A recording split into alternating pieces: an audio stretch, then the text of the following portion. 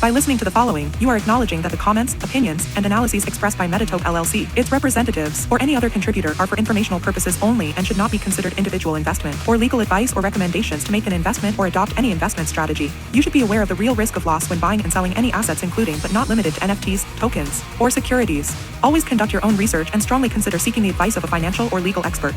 And now, here's Crypto Chris G with TopeTalk.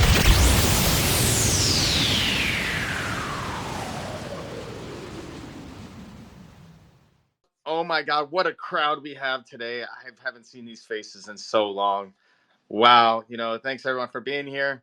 TopeTalk episode like 80, maybe like 72, somewhere between that range. You never believe it, but we're still here. We're still grinding. And yeah, I'm talking to a recording. It's so weird. All right, what's up, Walker? How you doing, man? Doing good, bro. Just actually looking at ultrasound.money right now. It's crazy. We're 833 days since the merge, and only 3,000 new Ethereum have been issued. Over 3.7 million have been burned. Pretty crazy. I thought you were saying you were looking at an ultrasound. I was like, holy shit. That was fast. Not today, bud. All right. What's going on, Enzo? How you doing, man? Yeah, I'm not gonna lie. When he said that, it kind of shook me too till he finished off his sentence. But I'm doing great. Nice, warm, almost summer. I think it's like late spring here in Uruguay. But the heat has been killing all of us, especially because of the humidity. I'm not sure. I think you guys have humid heat in Florida. I'm not 100% sure, but I can imagine you know how awful it is if you have humid heat. So, Enzo, I'm going to let you know there's a lot of humidity in Florida. Alabama as well. I think typically anywhere that you have water and heat, it's gonna get humid, bud. Yeah, Shelly is actually in Alabama right now. And yeah, she said she has been having cloudy days recently, but yeah, it's been crazy down here. I'm also excited to hear about the market analysis from Walker, considering we Bitcoin did reach what 37,000 already. So yeah, I'm pumped to be here. For sure. Yeah, it's busy, crazy market this last couple of days. Before we get to that, what's up, Mr. Medic? Let's go. What's going on? Glad to be here. Yeah, little uptick in the market makes a few things a little bit easier and happier. But like you all, still here on the grind. That's right. So yeah, let's jump into some market analysis. I mean, we had some insane, crazy green days. We had some good news come out. Actually, we'll jump into what's happened in crypto this last at least today, and yesterday. But basically, a lot of the sell-off today is rumored to be from the the SEC potentially blocking everything from all these ETFs. Is kind of what Cointelegraph is saying that is occurring this, or causing this runoff or the sell-off a little bit. Obviously, there needs to be a little retracement, but there is definitely a cryptocurrency candidate for America now. His name is Vivek Ramaswamy, I think is how you say it. But yeah, he's going after the 3 freedoms of crypto, and also is unveiling some policy framework. That's what that three freedoms is. But yeah, he is America's crypto candidate. In case you're paying attention to who's being a little bit more acceptable to crypto as this next race unfolds. We had an awesome day for Solana as Kathy Wood praised the network, stating that stuff that we already all know pretty much is that it's faster and has some major infrastructure to be cost effective, as it's very cheap to make a trade on Solana network. And it's faster than Visa, and that's only what's been tested. Who knows if this is that testing is even the potential of what it could have done, considering that Solana did have that like on and off switch to the network, which was crazy. So maybe we haven't even seen the true capacity of Solana and where that could essentially go. So personally, I have a bag packed. That's going to be just gone for a while. I've invested in Star Atlas when they first came out, and that went to zero. So there was a sour taste for a while with what's called the poor people's chain. But these people might not be poor after this next cycle compared to the rest of us. I mean, sheesh, you see the way that this coin is moving, that's insane. I mean, this could potentially bust through that previous all-time high. With knowing now the FTX had a handle on it, had a kind of a rope around its neck. So yeah, really excited to see some of that some bullish market sentiment come into the with all the news on Ethereum and Bitcoin. So let's see what happens there. Yeah, let's go over to Walker for the market analysis. Oh, thank you, Chris. We'll keep it pretty short today, but overall, green. The U.S. stock market, basically all the indices ticked up, and it's been on quite a run. The dollar has fallen about 3% since October 24th, and the dollar's kind of been in a free fall. The past couple of days, there's a lot of support in this region. Again, typically when the dollar is falling, assets are running, and vice versa. This space was downloaded via spacesdown.com. Visit to download your spaces today. Amid the dollar losing some ground, the S&P 500 absolutely ripped, up 9.5% since October 24th. And again, that's kind of how it goes, and it's really interesting, to look at those correlations, between risk on assets and risk off assets, and see that a lot of times those pivot points are almost exactly aligned. So with the dollar coming up on some support here, is this potentially a short-term top? We're going to have to wait and see. In the time, a little bit more of a time period, but in essentially the same amount of time that the S&P ran 9.5%, Bitcoin was up as much as 51% and currently sitting around 45%. So, again, Bitcoin really outperforming. The technicals look great here. Bitcoin is really, just starting to make a range in this level. We were kind of we did make a kind of a bearish pattern with this upward trend.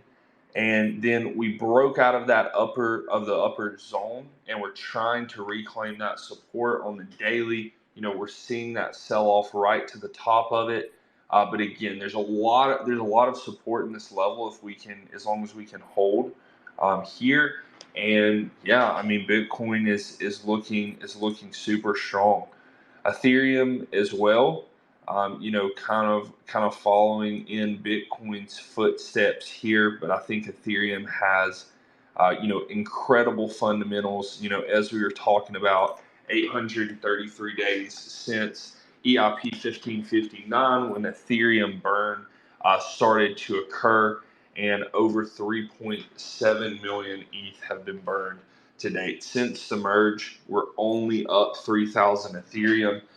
In the old proof of stake network for ETH, which is like what we saw, the entire, like all previous cycles, there was around, I think, 14,000 Ethereum issued on a daily basis to secure the network. So when you look, at how big of a decrease there's been in the inflation rate, and you look at all the infrastructure that's being built on top of it, it looks really, really good, in my opinion. We also have BlackRock now filing the ETF on Ethereum, and with that speculation, I think that there's such a natural transition once we get the Bitcoin ETF, assuming we do get it. I think all attention turns to Ethereum. And yeah, we're definitely seeing some liquidity flow back in. There's a lot of speculation right now that the Federal Reserve is going to start to cut interest rates. It's just so topsy turvy, and they just the way that the media is structured now, they have the ability to change public sentiment on literally just a flip of a coin. And you see it all the time. It's so crazy. And I mean, I only have, the relation, like to the perspective of my life, but in today's day, I just see emotions from week to week. Man, they're just so volatile and everything's so extreme. But I think if you step back, you look at the reality of the situation, we're going into an election year, and candidates, the president, they always do everything they can to make Americans, feel like they have money. Inflation expectations are just as important as inflation itself. If people feel like inflation is not a problem, then it really becomes much less of a problem, even if it's the same. I think we're going to get a lot of bullish news going into next year. I think they're going to keep energy prices, oil prices down. I think we're going to see inflation come down, and it could be really, really good. If we see 100 basis points, 2 basis points rate decreases next year, you can see risks on assets really, really take a ride. Alrighty. Yeah. Let's see what happens. I mean, this is going into the mid-November, into Christmas time. It's typically a good time for people that have accumulated, and always try to make your decisions on green candles, not the red ones. So yeah, so that's pretty much the news on the side of crypto. On the NFT side, we saw a mint go out yesterday called Project Aeon, which was tied to one of the meme coins, SPX 6900 or 9000, one of the two. But yeah, I scooped I minted one. Or not minted one. I bought one off the secondary, and it was pre-reveal, and it revealed to be a top 50 in the collection, top 5%. I don't think it even matters because the thing is, there's just things it's like pixelated. It's all weird looking, but who knows? These meme coins have been, tying these NFT projects to their coin. This is something I don't think we saw a lot of last time we had, like the Shiba and that, the Dogelons and the Flockies and stuff. That didn't exist, or was, nothing that anybody really brought up into the play yet. So really interesting to see if in the future, obviously this is all to try to continue to gain momentum for these coins. But, we want to make sure, you want to see if these things do, if the community is strong and there's a limited supply, and these coins potentially, go higher and higher of holders and into this next cycle. Some of these NFTs, if they, maybe there's an attachment to them, or, someone that becomes a true community member wants everything that has to do with it. They might be that next, like how Bored Apes started somewhere and became really big. Some of these meme coins having that audience that is outside of just an NFT company, something to think about. Where they could potentially go in value for these coins that actually, let's say SPX actually survives and gets into this next cycle and goes into the hundreds of millions, into the, potentially billions. That could be something interesting. So, yeah, I said the same thing about 5 times, 5 different ways, but let's go to Crypto Medic. Yeah, it was interesting what you were saying about NFTs and the coins. So I've been following a project for a while, the Springfield project, Springfield Apes. And so he's, kind of been, I think, looking at that way of introducing a coin, right? A very OG collection, just launched 2 more collections with the Treehouse of Horror and all of, everybody kind of watching The Simpsons around Halloween. And now he's taking that community into a coin of donuts. So, I do see people starting to kind of use this as maybe the new onboarding way into some of the coins and connecting the NFTs, like you were saying. Well, it's all about scarcity, and the less that are available, and you need more people, the more demand. So I think that having the coin route provides that next tier Obviously, ApeCoin isn't like exactly tied to. Well, I guess it is kind of, but like ApeCoin's a little different than what Bored Apes is. So we'll see what happens. I mean, some of these coins are going to be here. We don't know which ones, but uh, the opportunities around us in all different ways. And I think NFTs have been seeing some interesting volume come back in these last couple weeks. And Blur, I turned on Blur for the first time in, gosh, feels like months, when I bought that SPX NFT. So that was a culture shock. I was like, oh my gosh, this feels so outdated looking at the screen. The space moves so quickly. So it'll be really interesting to see also where we are, and by next year, every single month there's something new. And yeah, that's pretty much what I had on the side of anything that's changed since last week. That was pretty much the only mint that I was paying attention to. There was that soap one or whatever, um, sofa maker. Not sure what that's going to do. That's still pre-revealed. Floors at that 1.13 range. But yeah, those are I think there's a couple mints coming out here pretty soon. But otherwise, the only people making some noise right now are, obviously Bored Apes from Make Fest is still lingering, and then you have the Pudgy Penguins team, and obviously Utes and D Gods. That's pretty crazy to see the D Gods floor got flipped by Mad Labs on Solana. So, well, that's something to keep an eye on. I know those guys over at Mad Labs have been grinding, so that's gonna potentially be a huge player this next cycle. And also that Bonk coin. I remember when I got Bonk when I like you signed up for their boxes, like an NFT drop on Solana, and then it had like a raffle for like a coin. You either get coin or an NFT or something, and I ended up getting like $20 worth of the coin. It was completely, completely not not a good buy. But I would say, all right, well, how about this before we shut things down for the week? Let's go one by one on what was the worst loss ever that you've done in either crypto or NFTs? Let's start with you, Walker. Probably Subducks. I was buying Subducks and they were like 3.5 Ethereum. Oh, damn. I thought you were going to say it was going to be your Bored Ape or your Mutant Ape that Legend is now rocking full time. No. What about you, Medic? Oh, I don't know. Too numerous to count, probably. But yeah, I'd probably have to go back to the original OG crash of Jade meme coin several years ago. Yeah, quite a bit down the drain there. I think last I heard they were closing up shop. So Okay. What about you, Enzo? I mean, I have to go with Medic. I have to say Jake, considering I still have their tattoo on my chest. That was pretty wild.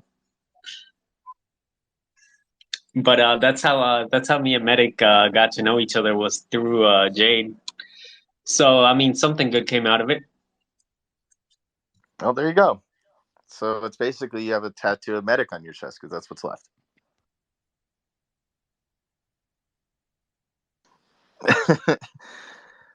All right. Well, yeah. So that's pretty much it. I didn't really have much. We've been kind of grinding hard on our other things. So like it was I've been talking to a few of these different people about Metatope stuff. So I think we're super excited to get some of these announcements out. Obviously, internally we had that super sweet announcement, or not announcement, but like stuff about the patents and stuff. So excited to when we can talk about those even more. And yeah, further ado, I mean, let's go ahead and get back to daily scheduling.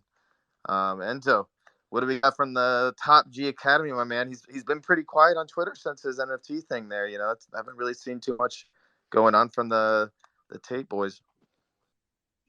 I think first of all, I think he marked the bottom, because after that, like, the whole entire crypto market took off. So Do that we was owe pretty him a funny. thank you? Should we also go to rate a post and say thank you for marking the bottom?